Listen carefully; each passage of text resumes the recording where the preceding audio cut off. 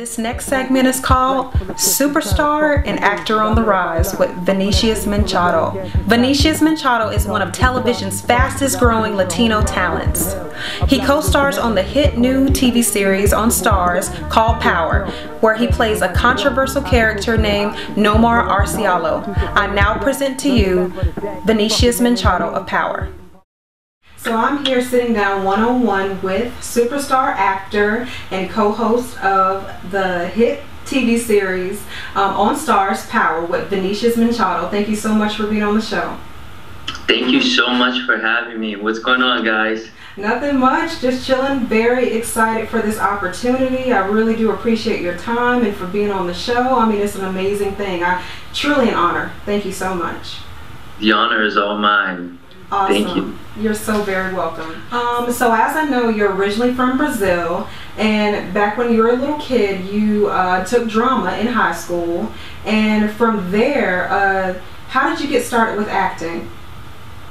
It was in high school where I had to sign up for an elective, and I chose drama because I didn't like drawing or anything like that, and part of the requirement for the class was to sign up and audition for one of the school plays, and I got it. I got the leading role, and just kept auditioning, kept getting parts, and then from there went on to Universal Studios Orlando, which was across the street from the high school where I went, Dr. Phillips High, and then got in with like my first try, and you know, one thing led to the next, and here I am as an actor. That's awesome. I always say, like, you know, people, you know, often try to push something into their lives that, you know, sometimes they can't, and you know, it just doesn't fit. For me, it wasn't like that at all. I wasn't looking for it. It just kind of came on to me, and I just embraced it, ran with it, and it fit. I just kept embracing it, and you know, I just accept it, and I love it, and here I am today. So awesome. So very great. So good. So was acting always a thing that you wanted to get into, or was it something that you kind of played around with? Nah, in the beginning, and honestly, I was just playing around with it. You know, even like I remember like being at Universal Studios Orlando playing Olive Oil. You know, one of the characters. Yeah, I was like one of my breakout roles into the entertainment department. I started out doing Halloween Horror Nights as a mummy. Yeah. Wow, I did not know that. That's amazing. Yeah, and then I did like special events. I did stilt walking, you know, Mardi Gras and things like that as a parade performer. And then I got into the entertainment department at Universal Studios and started doing more character work, and then began studying acting, character development, you know, breaking down scripts and breaking down characters. And little by little, I fell in love with the industry as a whole and started to pursue it professionally and seriously, because in the beginning it was just fun. You know, I was just having a good time. I was right out of high school, working at Universal Studios, you know, making some good money, and just having fun with it. So so once you got into the acting industry, I know that you starred on a hit Nickelodeon show. What was that, and tell us about that experience? Yeah, that was that's the Classified School Survival Guide on Nickelodeon. It was again, it was just a blessing in disguise. I came out here to California in 2005, kind of like a trial and error type of thing. And then within my first week, I had my manager. My second week, I had my agent. And then I was auditioning, and one of the few auditions, the first few auditions I had was Ned's Declassified, and I got it. Wow, congratulations. Yeah, thank you. You know, I guess it was meant to be, and I just had such a great time. The cast was, you know, incredible. It was a hit show at the time, and then the producers were just, you know, impeccable in every way, and just gave me such a grand opportunity, and I'm so thankful for it. And then I began to get some recognition off of that, you know, and especially the kids, you know. Exactly.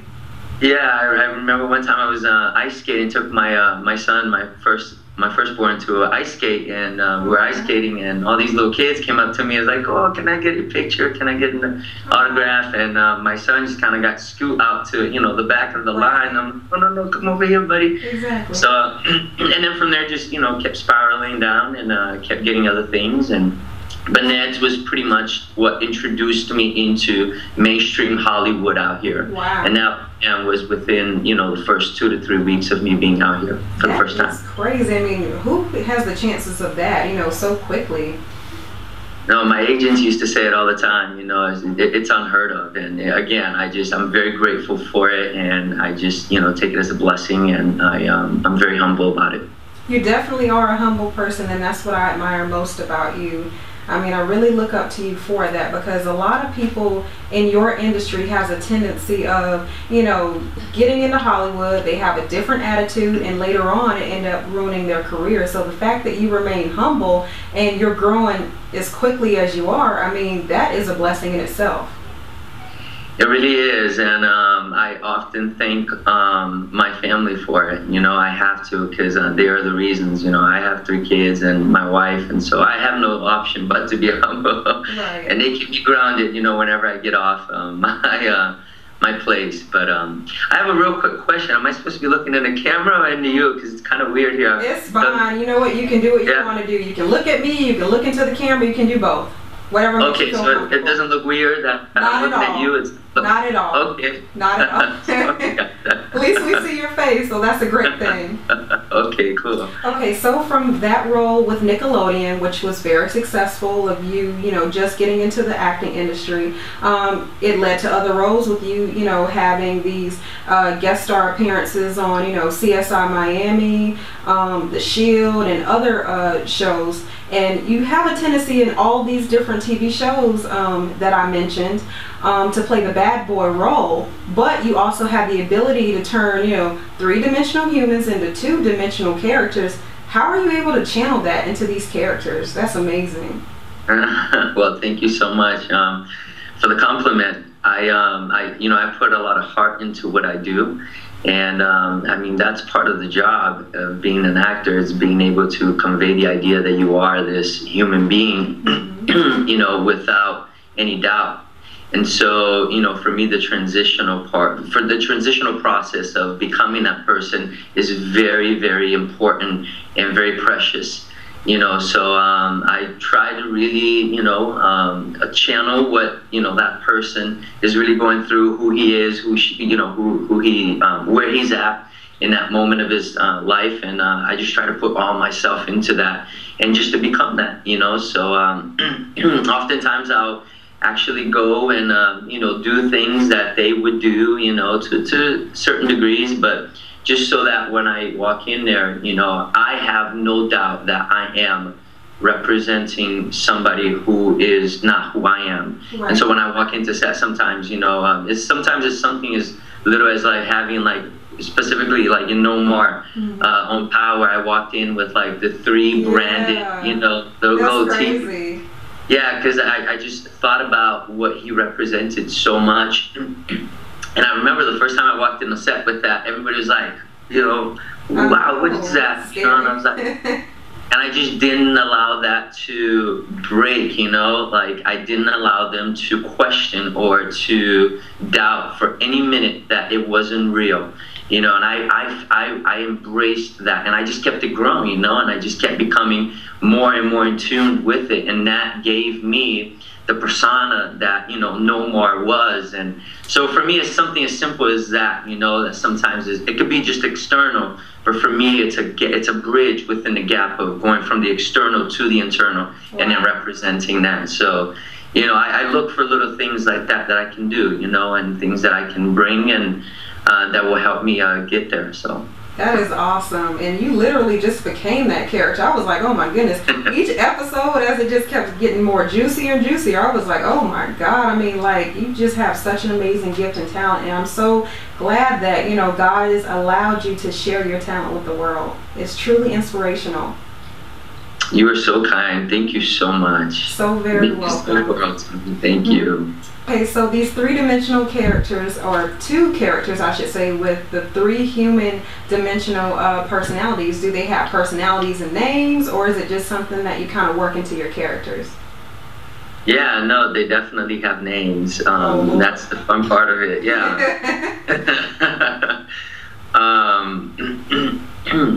I think for me the fun part is not just, you know, portraying something that is written, in a sense that, you know, I'm being the actor, but it's not just saying lines is what I'm trying to say on the set and having to do my job, but the fun part of it is that I get to experience. It's like my kids, you know, when they're running around, they're being Superman and Spider-Man. I mean, they really believe that they're that, you know, and you know, my 4-year-old is like trying to climb walls, literally, and I'm like, you're gonna fall, and he does, but that's the fun of it, you know. So for me, it's like I treat it as that, you know, because then it becomes human.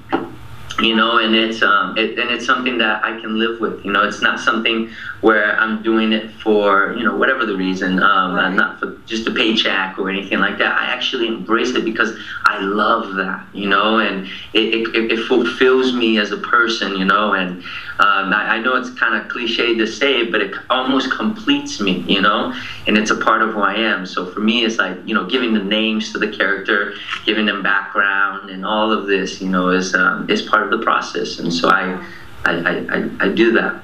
That's awesome. I mean, I wouldn't consider it cliche because I feel like anything you do that you're passionate about and that you love so much, it's not a job then. So the fact that you have passion in what you do makes it so much more easier to play every character that you're given. So that is an amazing ability, and not many people in the industry, you know, have that ability to be able to be passionate about it. They may be doing it for the wrong reasons. I mean, I hate to say it, but with anything you do, not just acting, you know, with any career that you're in, you know, not everybody is passionate about it. So the fact that you are a rising, growing, you know, star and you're passionate about it, that's what makes everything much more sweeter.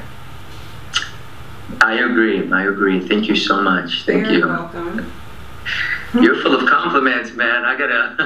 I told you, I really admire you. Seriously. Thank you. Really appreciate it. It means a lot. Glad it does. How long have you known Polo? Are we on? You know what? I have known Polo maybe like 2 months before I met you. Oh, okay. Yeah. So, I mean, Polo has been phenomenal. I don't know if you ever saw that article that I did with him, but the fashion article that I wrote that was in the August edition of Bosses Meet Bosses magazine, it's on page 5. And I wrote a fashion article about him, and from day one, before I even wrote the article, I told him everything that I'd written down in the article, and he was just blown away. And from there, I mean, it was an instant friendship and connection, and we've kept in touch like every single day. So we've grown a strong and powerful, you know, friendship so far. That's great. He's good people. He is. He's an amazing person. How did you and Polo meet? On the set of the short that I was producing out in New York off Empower called By Chance. So. Okay, awesome. Yeah, I saw him out there with you. I think he took a picture about the Power Bus as well. Yeah. Okay, that's good. Right outside of on Starz. I was doing an interview for on Starz. Okay. Yeah. Because I think he had maybe, I won't quote a number, but I know he had some of his pieces that showed in some of the episodes of Power. Am I not mistaken? Or on Power, no. His pieces were on my short. Okay. And then another film that I was doing, but not on Power. I didn't use any of his stuff on Power. No, I couldn't. Okay. Oh man, that's a bummer. Yeah. I mean, I've seen other actors wear, like, you know, the fur coats, and I was wondering, you know, for the longest, was it his or not, or, you know? Yeah, no, I was not able to get it on there, no. Because you were always wearing this beige long coat with the black fur, and I always wondered, was that his piece? No, it wasn't, unfortunately, yeah. Oh man, bummer. So, as we all know, your breakout role was on, you know, the hit TV series on Starz, Power. You played Nomar Arcialo, and basically, you know, your character dated your boss's daughter, and that was a very controversial role. How does the character of Nomar compare to all the other bad boy characters that you played in other TV series? How does it compare? How does it compare, or what is the difference, I would say? What's the difference between all of those characters? Oh, okay, so yeah, well, on the characters I've played in the past within that stereotype have always been just one color, one dimensional, you know, they're just the bad guys. With Nomar, I had the opportunity to show a different color within the same stereotype, and therefore kind of redefining the stereotype, if you will, because of the fact that he was a pedophile. He had more to offer than just, you know, I'm gonna beat you up. Right, the typical stereotype that we all see in these different roles of bad boy. So it was more than just saying, okay, like you said, right, I'm gonna kick your behind, you know? Right, and he, I don't know if you notice or if you observe, but within the the stereotypes that we're talking about, specifically the gangsters, they're usually just there to serve one purpose. Exactly. You know, and with Nomar, he kind of became the backdrop, the background to the story that was unfolding before you, and he kind of propelled it forward specifically for Angela, you know, and her character. It was a very important role for, you know, tied in with her. So for me, how was it different? There's a lot more to offer. You know, it was more unique in the sense that it wasn't one-dimensional at all. It was a very complex character, and at the same time with so much information, instructions, and, you know, just detail that he had to be constantly be giving, because he was a backdrop, Angela's character. So it gave me a great opportunity to show different, you know, things that I could do, and different levels of sensitivity within that stereotype. Again, being able to show different sides of that, and also to put a little spin on it, you know, and give it my own unique little flair that I think people got and they embraced. And even a little bit of his clumsiness, you know, I added that, and it's pretty cool. I think people enjoyed it, and I was very very grateful for the opportunity. They definitely did, and I definitely enjoyed watching and tuning in every single week. I mean, you truly embrace that character, and I mean, like I said, you are amazing at your craft and what you do, and it's just amazing to see how much you have grown in this industry. Thank you, thank you. So another thing I would like to ask, like, how did you feel the moment you got that call of that breakout role?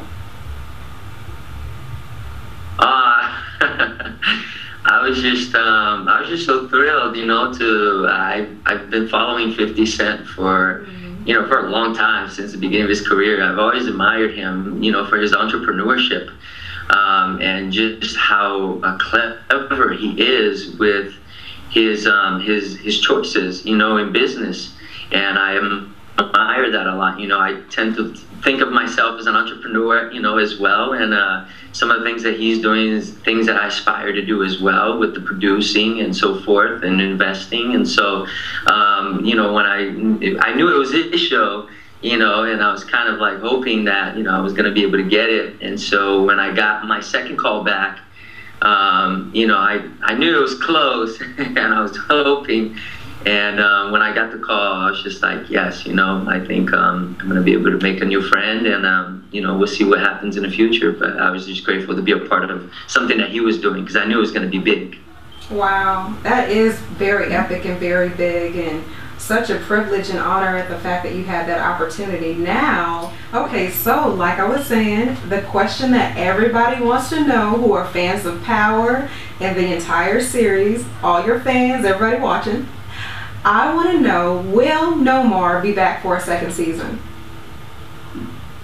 I'm not going to get anything. You're trying to get me in trouble, aren't you? I am. I mean, I just cannot wait. When does Power start back again? I've just been waiting and looking, and I can't find a date on when it comes back on again. Do you know that information? I don't. I know it's going to be 2015, and I don't have a release date yet. So I don't know. So stay tuned. Stay tuned, guys. Don't lose hope. All right, it's gonna be exciting. It's gonna be hot. I can say that. Yeah, and it's gonna be 10 times better than the first season. Oh my God, no way. All I can say. Somebody has to die though, so it'll be interesting to see what character they kill off in the second season of Power.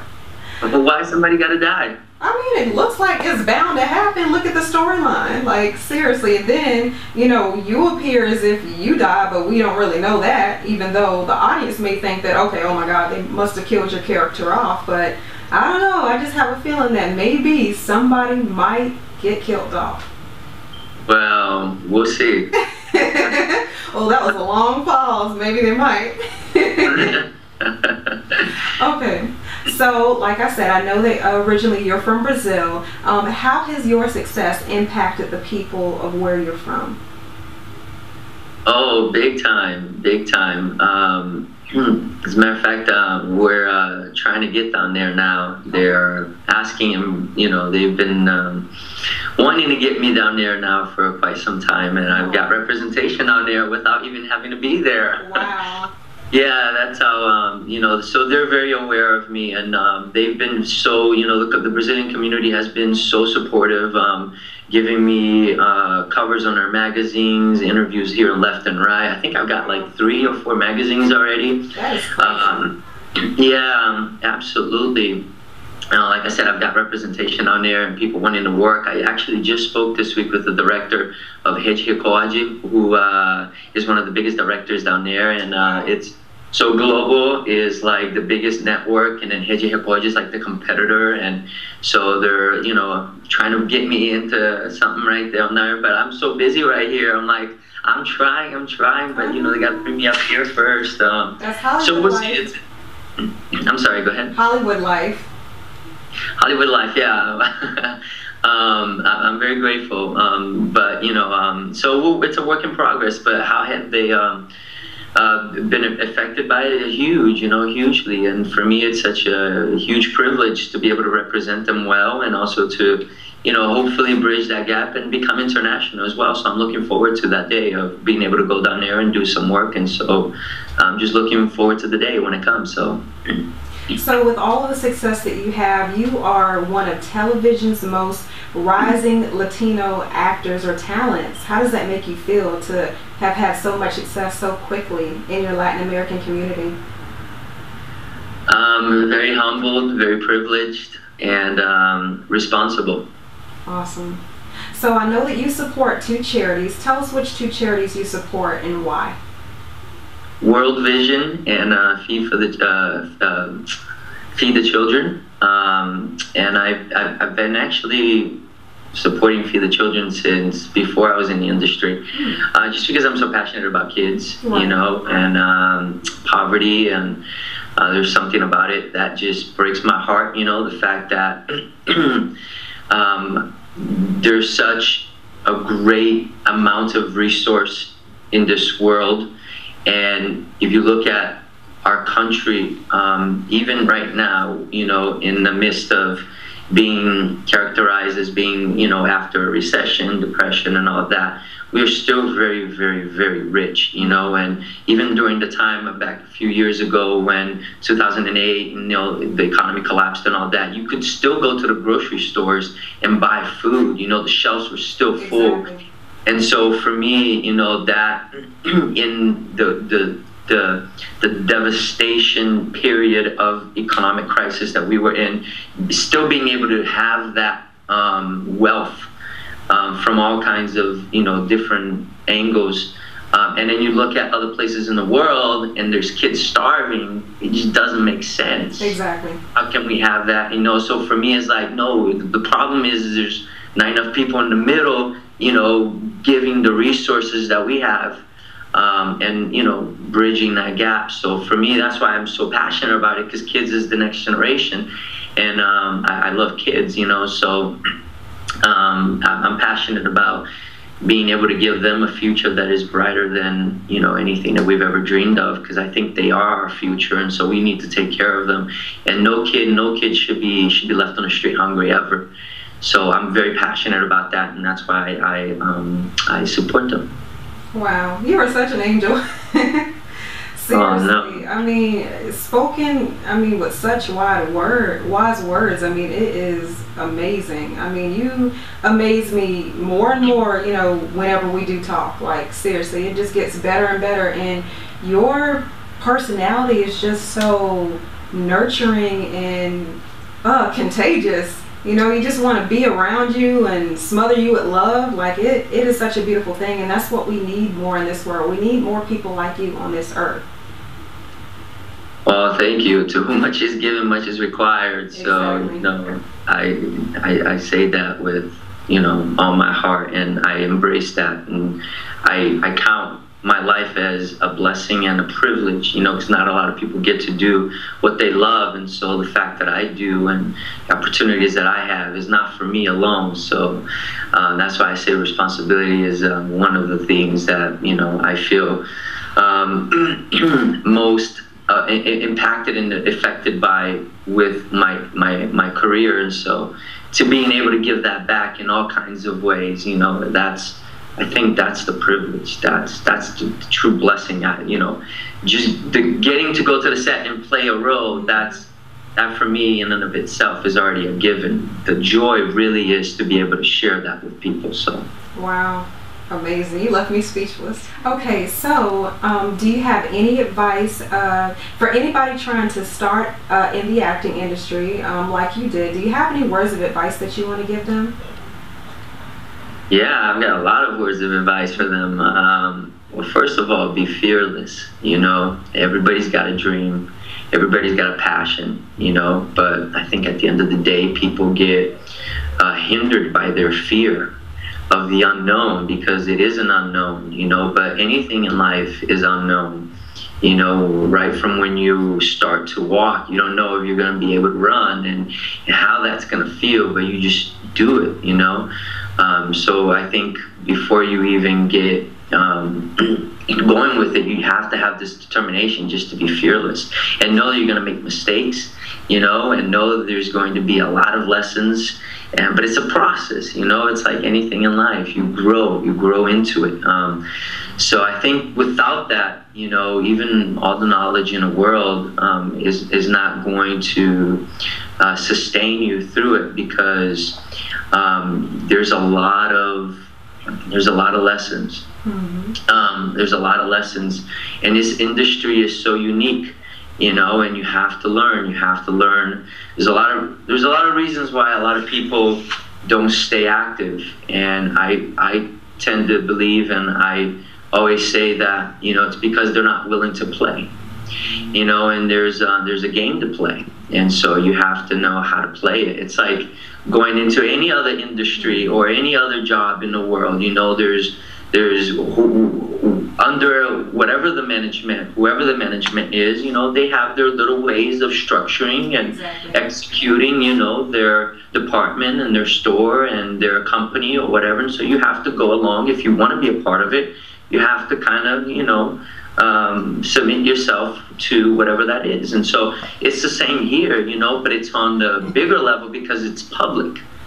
You know, it's public size, and so you have to understand that that's part of it. And so, not to be too technical or too discouraging, but that's the reality of it. You know, you have to know these things, and that's why a lot of people back down, because they're like, "No, I thought it was just fun." No, it's called show business for a reason. There's a show part, and then there's a business part. You know, so yeah. So just be fearless, guys. It's really not impossible. I mean, really. And if you really love it and you can't see yourself doing anything else, why would you settle? You know, just understand that it's like anything else in life. You know, you're going to have to grow into and learn. If you're willing to go through that process, then, you know, you can do it. If I did it, you can do it. And so don't be afraid. Don't be afraid, and don't settle. Wow, spoken as a true leader and a great example. Seriously, you're amazing. Thank you. So what major projects are you working on currently now? I remember you told me that you had a movie project that you're currently working on. Yeah, I do. I have a feature film with Sony Pictures with Rob Lowe and Paz Vega that is in post-production right now. Oh, wow. Yeah, that was a big movie. It was based on a true story, so it was, you know, great opportunity. And then I'm also casted in the new film for Tridestin Studios with Benny Boom, who's worked with 50 Cent as well. Yeah, and he's a part of the Power family, and Tommy Flanagan is in it from Gladiator, Sons of Anarchy, James Marslow from Big Time Rush, and a lot of other people, Emilio Rivera, and I'm in that, and so that's, they've actually just started shooting, and I go into filming in a week and a half. So I've got that, and then I got some other things too that I can't announce right now. Oh man, keep me posted though. You already yes, know. But I'll let you know for sure. Okay, good. I got 2 other things that I'm working on that I can't say yet. Oh, all right. I'll just have to stay on the edge of my seat until then, but I cannot wait until you reveal that news. So tell all your fans and followers where they can find you on social media. So I'm on Twitter, Instagram, and Facebook as actor.vinicius, and that's spelled Vinicius, actor.vinicius. On Twitter, Instagram, and Facebook, and you guys can also go to my website, machadovinicius.com, and you can find everything there as well. Big, big, big congratulations on all of your success with your career. I mean, like I said, I have been a fan since I first heard about you, and you know, now with this newfound friendship that we have, I mean, I'm even more thankful and grateful for that. So thank you so much for taking the time out of your busy schedule to do this one-on-one interview with me. It has been a pleasure, and I will always come back to The Town is Talking, because it is the hit show right now, and you guys need to tune in, subscribe, and stay involved, guys. And I'm so thankful for the opportunity. Thank you. Always be, always. Thank you so much. Thank you. Big, big thank you to rising superstar, co-star of the new hits TV series Power, Vinicius Machado. Until next time on The Town is Talking, let's keep the town talking. I just happen to come up hard. Legal or illegal, baby, I never took a straight path nowhere. Life's full of twists and turns, bumps and bruises. I live, I learn. I'm from that city full of yellow cabs and skyscrapers. It's hard to get a start in these parts without paper, homie. I grew up in hell.